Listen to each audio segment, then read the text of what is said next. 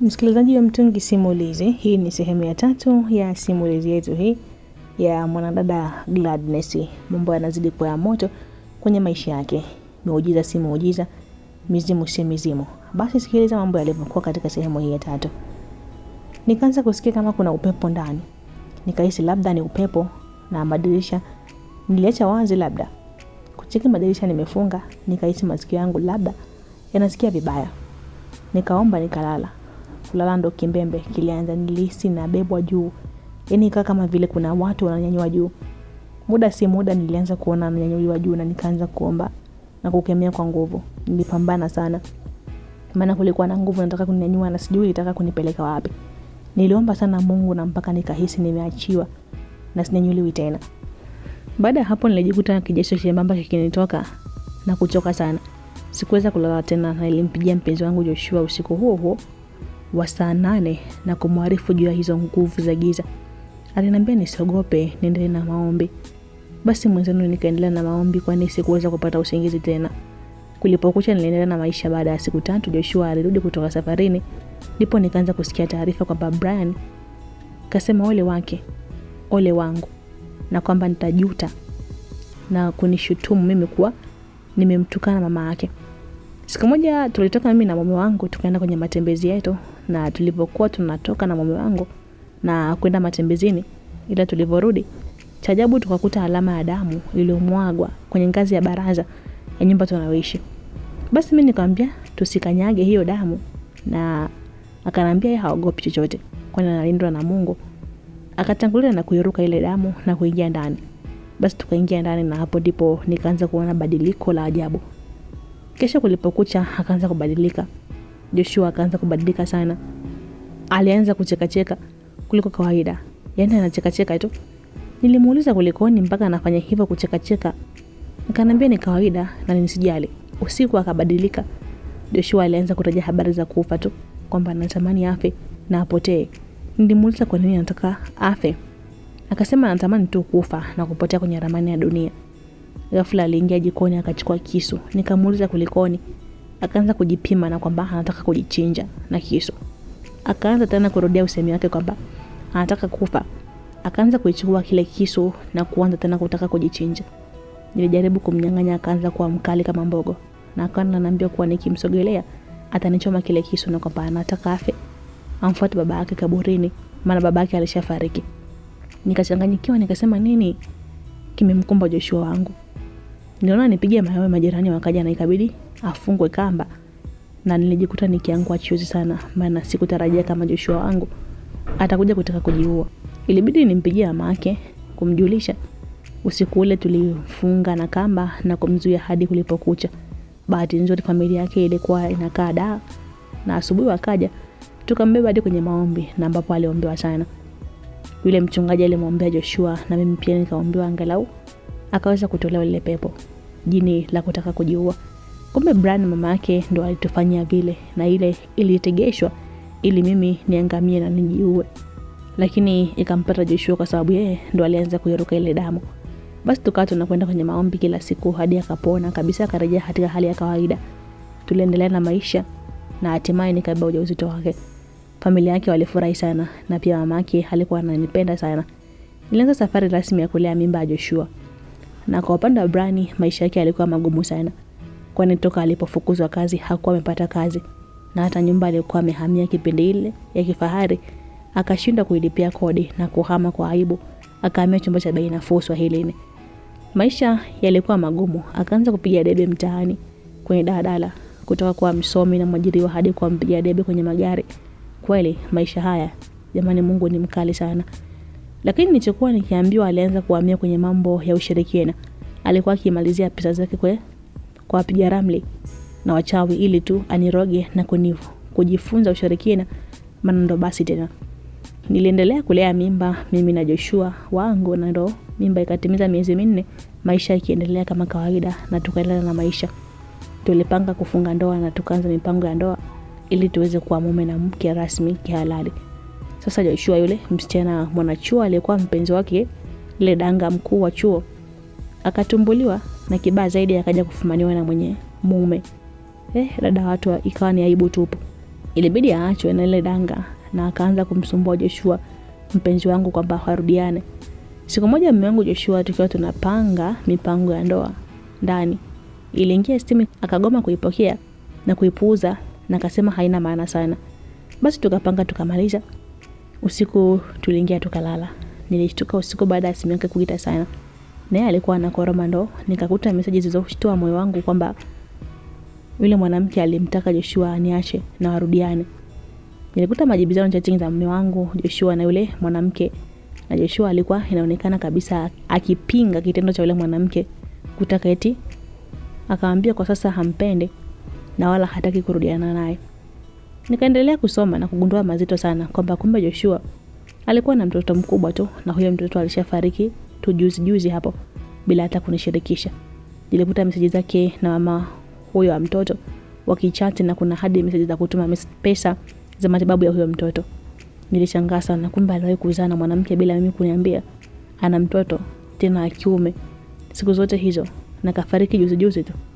Na huyu mpenzi wake wa zamani naye anangangania kurudi, wakati anajua fika kwamba Joshua ana mpenzi na tunaishi sote. Na alikuwa amepanga kukutana, maana huyo mwanamke alipanga kukutana na Joshua, na hayo yote niliona kwenye chatting zao. Kweli niliamini mwanaume sio ndugu yako. Huu msemo ninauheshimu sana, kwamba mwanaume sio nduguyo, ikimaanisha wanaume hawana uaminifu wala kujali wake zao au wapenzi wao juu ya swala la kuchepuka. Kwani mwanaume mmoja anaweza kuwa na wanawake wengi tu, hata hajali kwamba ana mke mmoja. Hakunaga cha mwanaume mmoja au wangu mwenyewe. Wanaume wanatemeza rungu hatari bila kujali anaye mke au mpenzi. Basi nilisema nitamfuatilia mpaka nijue kulikoni na wanakwenda kuongea nini. Kwa kweli nilijua wanakutana saa ngapi. Nilipomaliza nikarudisha simu kwenye chaji kama ilivyokuwa, basi nikarudi kuzichapa usingizi, huku yeye akiwa kalala fofofo. Kulipokucha maisha yaliendelea bila kuonyesha kama hata nimegundua chochote kuhusu yeye. Mchana ulipofika, aliaga kuwa anakwenda mahali, mara moja akadai kwamba anakwenda kukagua hesabu zake ajue biashara inakwendaje. Nilimuuliza mbona unakwenda mchana huu? Akanijibu kaamua tu aende mchana huo. Mimi nilikuwa nimeshajua, maana siliona message za usiku. Basi nikasema nitamfuatilia taratibu. Alipowasha gari na kuanza kuondoka, nilikodi bodaboda nikawa namfukuzia bila yeye kujua. Hatimaye akafika baa fulani na akaingia na akapiga simu, kumbe yule mwanamke ashawahi pale. Mimi nikakaa sehemu ambayo wao hawanioni lakini mimi nawaona. Joshua akaanza kumuuliza yule mwanamke kwamba nini umeniitia hapa wakati tulishaachana na mimi na mke tena na mheshimu sana. Joshua, please, ni taarifa muhimu sana. Nataka nikupe, yani muhimu mno. Naomba tu nisikilize, yani ni muhimu sana. Haya, niambie hilo jambo. Ni kwamba Joshua, mimi hapa sio sawa kukuambia hilo jambo. Twende kwangu. Kwako tena? Waireni, shida ni nini? Tulishaachana, nikafanya nini kwako?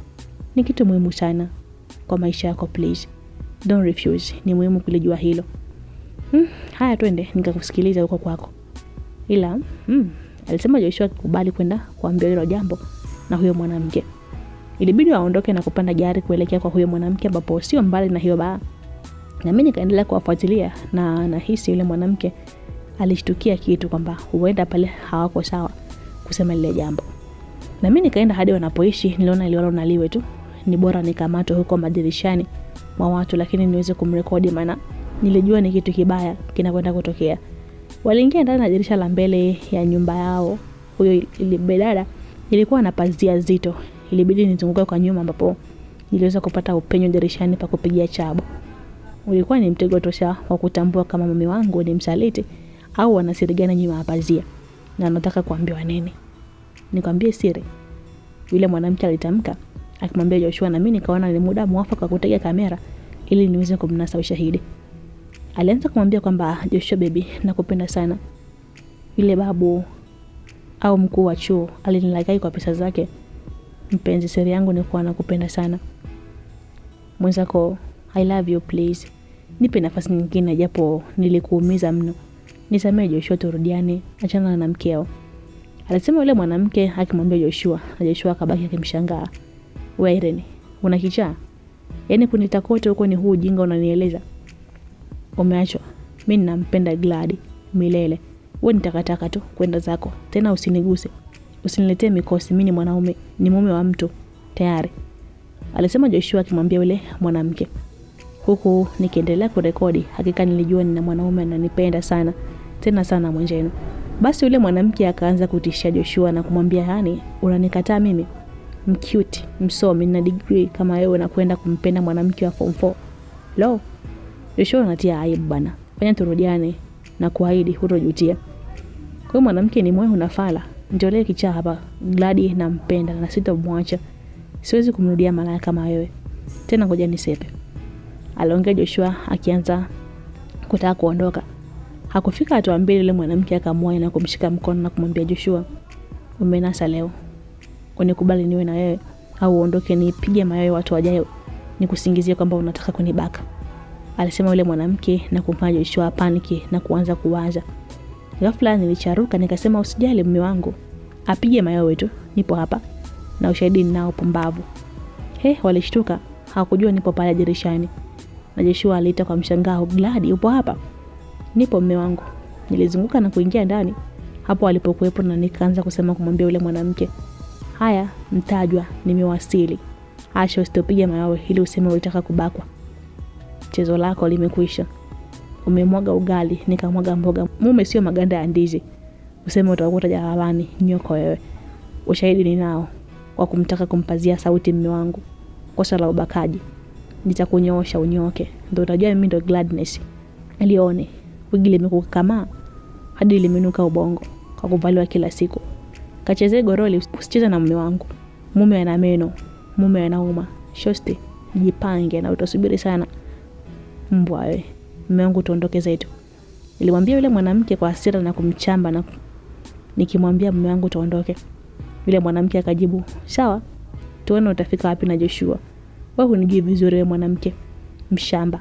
Aliongea yule mwanamke akiniambia mimi kitendo kilichompa Joshua hasira na kumsogelea na kumchapa kibao yule mwanamke na kumpa onyo kwamba asithubutu kuongea na mke wangu kijinga hivyo na kwa dharau hivyo, mpuuzi wewe. Tuliondoka na Joshua huku nikimwambia yule mwanamke kwamba kazi yako imekwisha, ushahidi wa kurekodi nao. Tuliondoka zetu na kurejea kwetu tukimwacha pale akichezea kofi kutoka kwa Joshua. Kilichofuata ndo nilipoanza kumuuliza Joshua kwa nini alinificha kuhusu mtoto. Na kwa upande wa ndoa ukaja muungano mpya Brian na yule mwanamke Irene dhidi yetu. Mimi na Joshua wangu, hapo ndo vita ikaanza rasmi. Nilimuuliza kwa nini alinificha mtoto ambaye amefariki hivi majuzi. Nilimueleza kila kitu kuhusu kwamba nafahamu kweli wa kila jambo na asinifiche lolote, maana ninaujua ukweli kila kitu. Ndipo akaanza kukiri kwamba ni kweli kuwa alikuwa na mtoto tena amefariki na kwamba alipanga kuniambia kila kitu, lakini alikuwa anafikiria kiniambia itakuwa vipi wakati mwanzo hakuwa kanambia. Aliniambia na nia ya kweli kabisa kuhusu kuniambia, ila alifikiria angeanza vipi, maana aliogopa nitaumia au kukasirika. Na aliniambia ananipenda sana na hataki aniumize moyo wangu. Nilimueleza ukweli kwamba kuzaa na kuwa na watoto ni jambo la kawaida na wala asihofu, kwani mimi nampenda na yeye ananipenda sana. Nilimuuliza kuhusu mipango ya ndoa yetu na akasema hakuna kurudi nyuma, tena tufunge ndoa ili tuishi kihalali kama mume na mke, na kwamba tusipoteze nafasi ya sasa, hasa kipindi hichi nikiwa na ujauzito, kwani nataka tufunge ndoa kabisa kabla sijajifungua. Basi maisha yakaendelea na siku chache zilizokuja ndo nikaja kujua kuna muungano mpya wa Brian na yule Irene, mpenzi wa zamani wa Joshua. Na sijui huyo Irene alimjua vipi Brian, na nahisi alichunguza na kugundua kwa mimi niliwahi kuwa na mahusiano na Brian kabla ya kuachana. Ndipo na sisi na Joshua tukaanza harakati za kufunga ndoa. Hatimaye nikiwa na mimba ya miezi 8 ndo tukaja kufunga ndoa rasmi. Hapo ndo Brian alizidi kuchanganyikiwa, maana alikuwa akiombea tuachane, na kwa upande wa Irene ndo alizidi kuchanganyikiwa kabisa. Ndoa ikawa rasmi, sasa mimi na yeye ni mke na mume na maisha yetu yaliendelea, na hatimaye nikatimiza miezi 9 nikajifungua mtoto wa kike mwingine. Mume wangu Joshua alifurahi sana na mtoto wetu tukampa jina la Vanessa. Maisha yaliendelea na mume wangu, tuliishi maisha mazuri sana. Tulikula vizuri na kunywa vizuri. Hakika Mungu alibariki sana. Siku moja nilikutana na Grace, mtoto wa baba mkubwa. Haki sikuamini kama ni yeye. Huyu binti nilimkumbuka alivyonitendea. Hakika tunaambia tusitende ubaya wala kulipiza ubaya. Aliona na kuanza kunisalimia. Niliamini anayekudharau siku moja atakusalimia kwa heshima. Nilimwona kawa kituko mno. Kumbe chuoni alifukuzwa baada ya kumchana msichana viwembe mwenzake akafukuzwa chuo akaja kutembea na mume wa mtu, kumbe alikuwa mwathirika, akapata virusi na hapo ndo akashika adabu. Grace aligeuka kwa mtu wa stress na akawa hana matumaini tena. Nishangaa sana akiniomba msamaha na kuniambia nimsamehe kwani moyo unamsuta. Nilimwambia kwamba nimemsamehe na wala asijali. Ni kweli Glad ndugu yangu, kusema ukweli mimi nilikufanyia mengi mabaya na kukusimanga pale kwetu, ila nimefurahi umenisamehe. Moyo wangu sasa umekuwa na amani. Aliniambia huku akibubujikwa na machozi na alilia sana jamani. Nilimbembeleza sana na kumwambia asihofu kwani ndo dunia na matatizo yapo. Baadaye tuliagana, maana tulikutana kwenye ofisi moja hivi na tukaagana na kubadilishana na namba za simu mimi na Grace. Maisha yaliendelea. Kitendo cha Grace kuathirika na virusi vya ukimwi gilimuma sana, na familia yake kule kwa baba mkubwa ilianza kumsimanga na kumlaumu kwamba yeye ni mshenzi na malaya, maana Grace alipewa mimba na huyo mwanaume na ikatoka sambamba na kuambukizwa na virusi vya ukimwi. Kibaya zaidi, mwanaume mwenyewe alikuwa Mkongomani kutoka DRC na alikushaondoka nchini na kubadilisha kila kitu, na Grace hakujua alielekea wapi. Kwa hiyo mwanaume zaidi ya kujua ni DRC Kongo tu aliondokea na hakujua hata wazazi wa ndugu zake. Kwa upande wa Brian, yeye na Irene walianza kujadili mbinu ya kutuvuruga mahusiano yetu na maisha kama kulipa kisasi.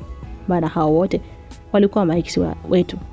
Walikuwa wakipanga kila mikakati, maana huyo mwanamke Irene alikuwa tayari ashapata kazi mpya Wizara ya Elimu, na mume wangu Joshua yeye alikuwa akifundisha shule ya moja hivi ya binafsi. Sasa kwa baba mkubwa, Grace aliendelea kunyanyaswa na kutukanwa sana. Nilidhani wewe ndo ungekuwa mfano mwanangu. Baba yako ni profesa wa chuo kikuu na mama yako yupo serikalini. Lakini wewe umetutia aibu, tuna pesa na hakuna ulichowahi kukosa nyumbani. Kwa nini hata usife tu na kuchukia kuwa na binti kama wewe? Umetutia aibu wewe Grace. Natamani Israeli akufuate tu, akutoe roho tu. Umenitia aibu sana wewe. Hayo ni maneno ya baba mkubwa kwa binti Grace. Maneno yalizidi sana, kana ninipigia simu kwamba anateswa na kusimangwa na familia na wazazi wake. Roho iliniuma sana, nikamwonea hadi huruma. Hali iliendelea kawa anateseka. Siku moja usiku nipo namwogesha mwanangu, akaja akilia kidai kafukuzwa nyumbani. Akaniambia nimefukuzwa nyumbani, na akasema kafukuzwa na baba mkubwa kwamba hamtaki nyumbani. Nilimwonea Grace huruma mno. Ikabidi nimpokee nyumbani na kumwambia akae kwangu. Alinieleza mengi sana kuhusu baba mkubwa na aliendelea kuniomba msamaha na kuniambia niendelee kumsamehe. Nilimwambia asijali na pia si ndugu, hivyo tutaendelea kushikamana. Nilimwahidi kuwa nitaongea na baba yake ambaye ndo baba yangu mkubwa na kwamba asijali, kila kitu kitakuwa sawa. Alala pale kwangu hadi siku iliyofuata, nikaenda naye hadi kwao ambapo kwa mara nyingine tena nilitia mguu kwa baba yangu mkubwa na alishangaa imekuaje nimekuja kwake. Nilimweleza nimekuja kwake kwa ajili ya Grace. Nimekuja kwako kwa ajili ya Grace, jana alikuja kwangu na kadai unamtesa kisa ameathirika. Baba mkubwa, huyu ni binti, hata kama alikosea bado ni mwanao, please msamehe na mwache akae nyumbani na mwache kumnyanyapaa na kumlaumu kwa sababu kaathirika na virusi vya ukimwi. Kwani sio vizuri? Kumbuka ni mwanao na nakuomba baba mkubwa, please msamehe mwanao Grace na kuomba. Nilisema huko nikimwomba hadi kupiga magoti, na ombi langu lilionekana limekubaliwa. Na baba mkubwa alinisikiliza na akasema amemsamehe Grace abaki nyumbani. Nilifurahi sana. Nikamsitizia Grace aache kumeza dawa za kupunguza makali ya virusi vya ukimwi na ale vizuri na aache kuwa na msongo wa mawazo. Tulimaliza na nikaondoka, na Grace akanishukuru sana na kunikumbatia. Basi tukaagana, nikawa nyumbani maana nilikuwa na mtoto mchanga kunyonyesha. Niliondoka na kuacha pale vizuri tu, ile kuwa nyumbani kumnyonyesha mwanangu Vanessa. Ndipo usiku huo nikapigiwa simu ya kushtua moyo wangu. Jamani, ninaweza kwamba Grace amejiua kwa kumeza vidonge 50. Ya Rabbi, hili nishtua mno. Sikuamini nilichoambiwa. Niliuliza mara tatu kwamba ni kweli. Nijibiwa ni kweli. Yaani niliishiwa na nguvu kabisa, kwa sababu nilitoka hapo mchana tu kumpeleka kwao na kuongea na baba mkubwa iweje sasa naarifiwa kwamba kajiua tena kameza vidonge 50. Nilihisi kuchanganyikiwa. Ilibidi nimjulishe mume wangu na ikabidi tuende mbio na gari hadi kwa baba mkubwa na kuuliza kulikoni. Ndio nikathibitishwa kuwa kweli nilipelekwa hadi chumbani. Mwili ulipo ucheki tu Yesu alikuwa ni Grace. Nilia mno, maana ndo kwanza tulitoka kupatana na kumaliza tofauti zetu kama ndugu. Hakika nililumia sana mwenzenu. Ndo baadaye mwili ukabebwa mpaka mochwari kuhifadhiwa na kusubiria taratibu nyingine. Basi pale watu walikuwa wakilia, ndo nikaeleza chanzo cha Grace kujiua ni kwamba baba kumbe hakumsamehe kama alivyonihakikishia. wakati nilipokwenda kumwomba amrudishe bintie, bali aliendelea kumtukana na kumtolea maneno makali sana, na Grace akaona bora ajiue tu. Usiku tuliondoka na mume wangu hao hadi nyumbani. Kulipokucha ndo tukaenda, kulikuwa na kikao cha mipango ya mazishi ambapo ndugu na jamaa na marafiki tukakusanyika na tukapanga jinsi ya kumstiri mwenzetu. Baba mkubwa alikuwa akilia kinafiki kwamba alimpenda sana mwanae, hajui kwamba nini kimemfanya akajiua. Alikuwa anadanganya watu huku ukweli ukijulikana kwamba ndo kasababisha mpaka binti yake akajiua kwa kunywa kibidonge. Ghafla kwenye kikao cha mipango ya mazishi kwamba naumia sana, mwanangu kafariki tena kajiua, nilikuwa nampenda sana, ila kuna shetani hapa ndo kasababisha kifo cha mwanangu. Kila mtu alibaki kadua na kujiuliza kwamba ni shetani yupi huyo baba mkubwa anamaanisha ambaye ndo kasababisha mwanae kunywa vidonge na kufa. Ghafla nyosha kidole kwangu na kusema kabisa, ni wewe Gladi. Ndio, ni wewe. Utakuwa unajua kilichomsukuma mwanangu Grace mpaka kajiua. Kila mtu alianza kunikodolea macho, na wengine pale kikaoni wakanigeukia kwa hasira na kunitazama kwa hamaki.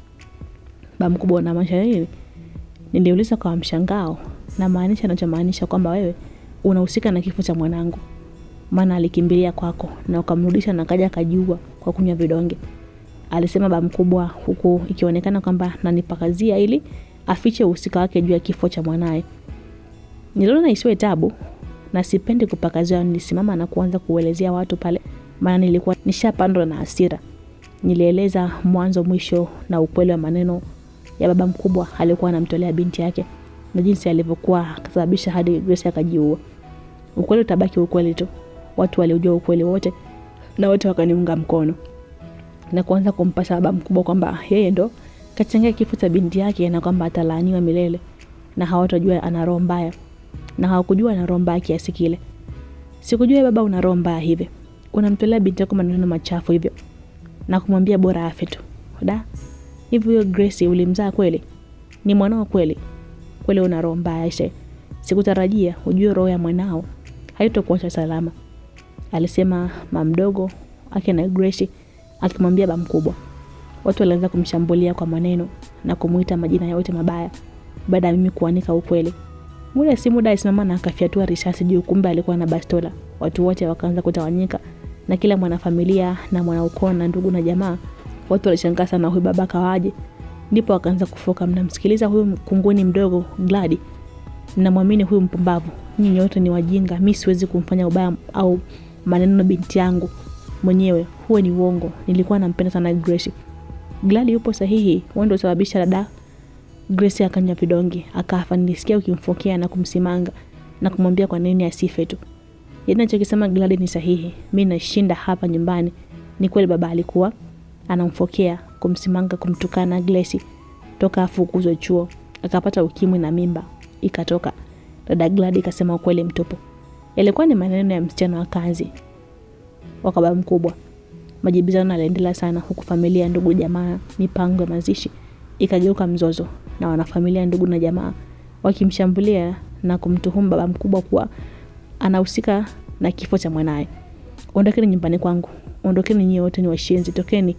Nasema tokeni nje ya geti, muondoke haraka. Nasema ondokeni, alisema baba mkubwa akiwafokea na kutaka watu wote waondoke. Baadaye kukumbuka ukweli kujulikana. Hatuondoki hata utuue, hatuondoki wewe bwana, fanya ufanyavyo, hatuondoki. Watu walimtamkia na kusema hawataondoka. Ndipo akapandwa na hasira na akanifuata kwa hasira pale mbele ya umati na bastola na kuniambia, kwanza wewe ndio chanzo cha hayo yote. Nataka nikuue na kuua mwanaharamu wewe, binti shetani mkubwa wewe. Nataka uende kaburini na kuua hasa, aliniambia baba mkubwa. Kumbe alikuwa ananiua kweli. Alianza kujiandaa kunifyatulia risasi. Watu wakapiga mayowe na kumsihi aache. Hakuacha. Mume wangu Joshua ndo akawa ili aniokoe, lakini risasi mbili zilifyatuliwa na kumpiga yeye. Kwani Joshua alikimbia na kunikinga yeye, zile risasi zikampiga yeye badala ya kuniua mimi. Akaanguka yeye pale chini, damu ikaanza kuchorozika.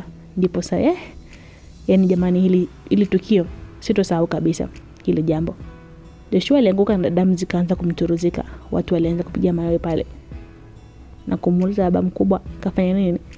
Baba mkubwa naye alishtuka hadi akaitupa ile bastola chini na kuanza kubaki ameduaa kwamba kaua kweli. Nilimwinamia na kuanza kumshika Joshua. Nilimlilia na kumwambia, usife mpenzi, usife jamani, usife mpenzi, nimemaliza mwendo. Aliniambia Joshua, nilijikuta nikipiga kelele na ikabidi gari ichukuliwe na kimbizwa hospitalini. Wakati gari linasogezwa nilipandwa na hasira sana. Nikamfuata baba mkubwa kwa hasira na kuanza kumshambulia kwa mateke na mangumi mpaka kaanguka chini na kuzimia huku akitokwa na damu puani. Hakuna aliyenizuia maana kila mtu alikuwa ameshachanganyikiwa. Je, ushetani wa baba mkubwa kwa kumpiga risasi Joshua.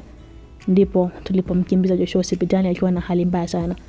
Hapo mle alipokelewa na kuingizwa ICU moja kwa moja kwa ajili ya huduma ya haraka. Sijawahi kuchanganyikiwa hivi kwenye maisha yangu. Nilihisi kifo kabisa. Kwani mtu anayenijali na kunipenda yupo anapigania uhai hospitali tena ICU. Nilikaa pale hospitalini hadi usiku na kulipokucha ndipo madaktari wakasema hali yake ni mbaya sana na hivyo anahitaji damu ambayo walidai pale hospitali imeisha. Kutokana na yeye kuwa na marafiki wa kutosha alichangiwa damu. Nilipofika saa 5 asubuhi ikawa imeshapatikana. Kwa upande wa baba mkubwa, yeye alizinduka na kaa kila kitu kimekwenda mrama. Kwani hata mipango ya mazishi inasambaratika na familia yake, yani mkewe na watoto wakaendelea kumlaumu sana. Na akachukuliwa mzobe hadi polisi na kusukumiwa rumande, japo aliweza kuwatukana na kuwashambulia polisi waliokwenda kumkamata. Ndipo nilipiga simu na kuambia mama mkubwa kwamba mume wangu akifa kwa sababu ya risasi alizopigwa na mumewe, basi naye atakufa na nitaitekeleza familia yote na nitasahau kama na ndugu nao. Tulisimama kama familia ya mume wangu, mawifi na ndugu, tukimwambia Joshua apone na asife, kwani baada ya siku moja daktari alisema atahitaji kuja kufanya operation ya kutolewa hizo risasi mwilini. Ilichukua siku 9 ndio akatoka ICU na akaanza kufungua macho. Ilikuwa imepita siku 9 toka apigwe risasi na bila kuweza kujitambua, na ikiwa nusu ya kifo nusu ya uhai huko dia wagonjwa wa mahututi yani ICU. Hapo kwa mara ya kwanza toka apigwe risasi ndio nikamwona akiongea japo kwa tabu. Maskini mume wangu, nitokwa na machozi huko nikimshukuru Mungu kwa kumfanya walau amuone akiweza hata kuongea japo kwa shida. Nilimwazia baba mkubwa, nikaona lazima auze jela. Ilibidi hata msiba wa Grace wairishwe tu kwanza, maana mwisho wa siku hata mama yake aliamua kuniamini na kunipenda na hata kunikubali. Kwa nini pamoja na kwamba walinitesa nilipokwenda kwake, lakini mwisho ilibidi waungane na mimi dhidi ya mume wake, kwa sababu sasa kila kitu kilionekana ukweli. Walijitenga dhidi ya uongo na kweli na haki ikaonekana. Joshua aliendelea kupata nafuu kabisa. Sasa ikawa inatakiwa afanywe operation ya kutolewa hizo risasi 2 mwilini mwake. Na baada ya kama siku 3 hivi alikuja kufanywa operation, akatolewa risasi mwilini na akaenda kusalia au kubaki hospitali hadi mwezi mmoja, ambapo alikuja kutoka rasmi hospitalini. Alikuwa amepona kiasi cha kuweza kutembea na kila kitu, ila tuliomba arejee nyumbani kama ni mengineyo wanahudhuria hospitali. Aliporejea nyumbani ndipo na familia kwa baba mkubwa tukapanga mazishi ya Grace, na hatimaye siku ya mazishi ikafika, tukapumzisha mpendwa wetu Grace makaburi yake Kinondoni. Hakika maisha hayana thamani jamani. Mwisho wa Grace ukawa ndo hivyo, na ikasema wazi kwamba marehemu alikufa kwa kujiua kwa kunywa vidonge, na marehemu akiwa hana hata mtoto. Jamani, maisha haya acheni tu. Ndo maisha ya Grace yakaishia hapo. Hapo ndo kesi ya baba mkubwa kwa kosa la kumjeruhi mume wangu kwa risasi ikaanza kurindima mahakamani. Ndipo kesi ikatajwa na baba mkubwa akasomea mashtaka na kuyakanusha na akarudisha rumande, na upelelezi ukaendelea na kesi ikaahirishwa hadi siku nyingine, ambapo ilichukua zaidi ya wiki 2 kutajwa tena. Ndipo baada ya wiki 2 kesi ikatajwa tena, ambapo mshtakiwa baba mkubwa alisomea mashtaka ya kumshambulia Joshua mume wangu kwa risasi.